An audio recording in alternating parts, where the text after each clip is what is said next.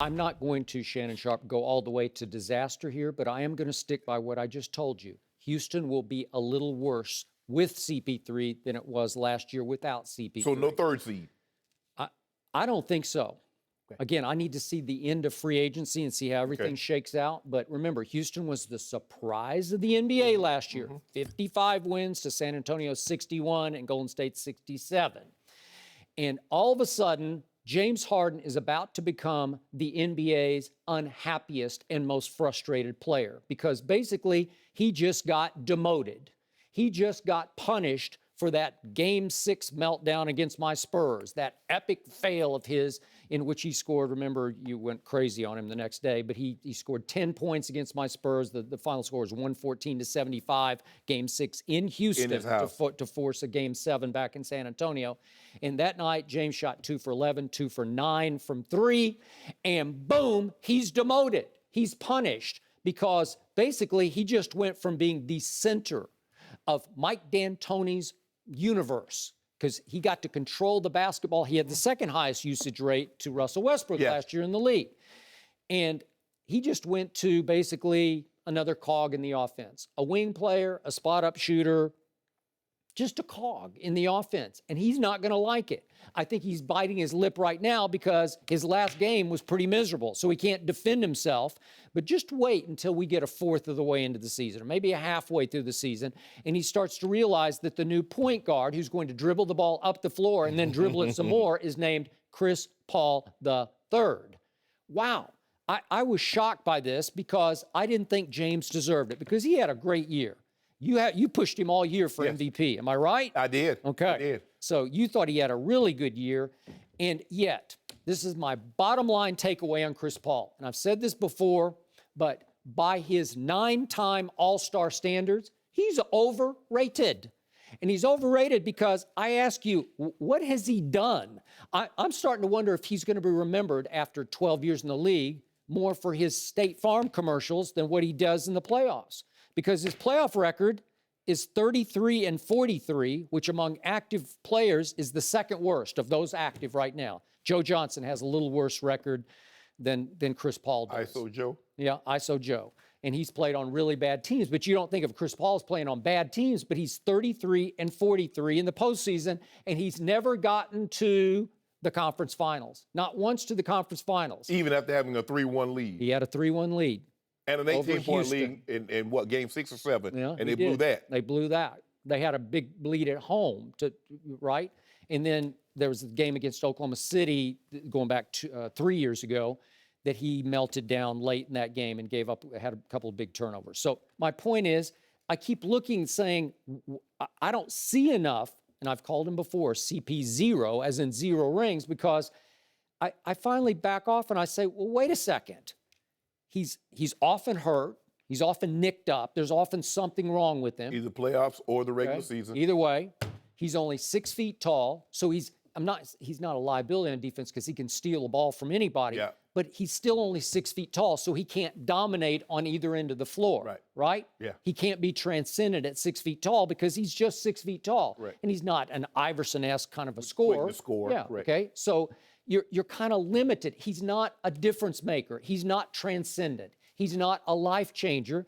His aura, his mystique, because he's been the head of the Players Association, is greater than his accomplishments in the postseason. So now you picked that guy after 12 NBA seasons and you've said, we won 55 games last year with James Harden running our show as the center of our universe, our 7 seconds or less attack of Mike D'Antoni, and we're going to replace that guy with this guy.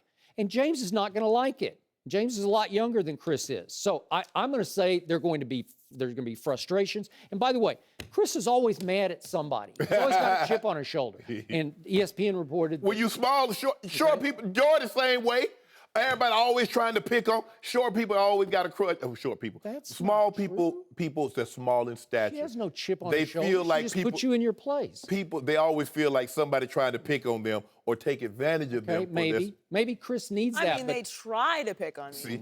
See that the chips? You don't talk about Skip. Okay, but again, ESPN reported that Chris was upset with Doc because he played his son too much. Well, really, was that why the Clippers lost? I don't think that's why the Clippers failed. But I do think that's an indictment.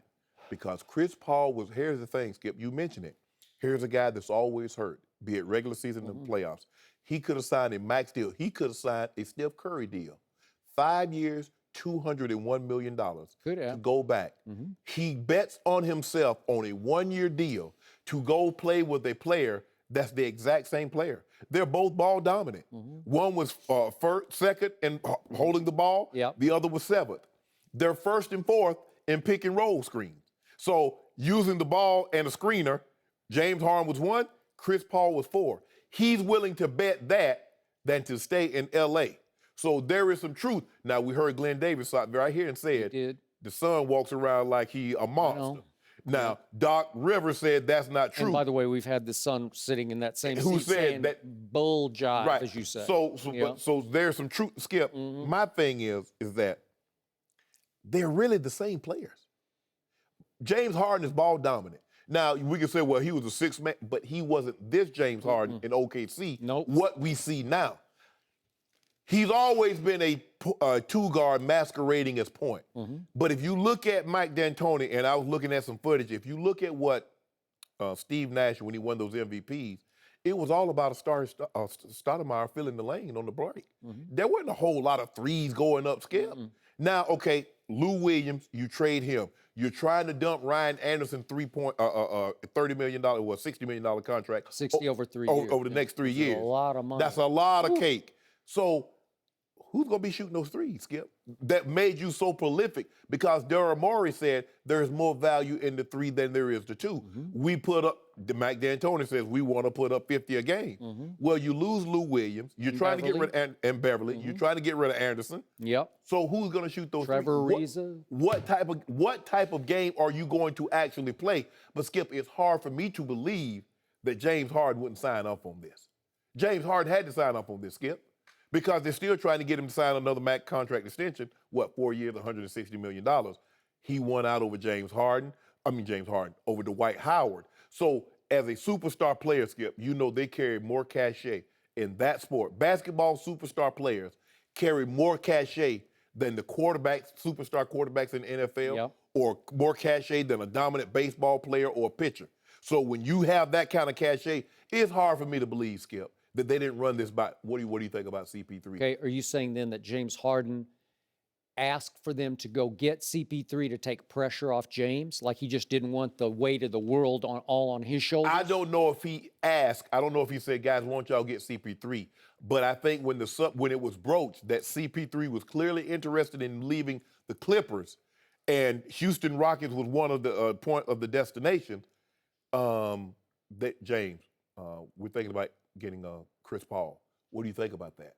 I'm sure he gave, but if you notice, he could have had his choice. He could have demanded a trade anywhere, and I believe they would have traded him anywhere. He didn't go to that East.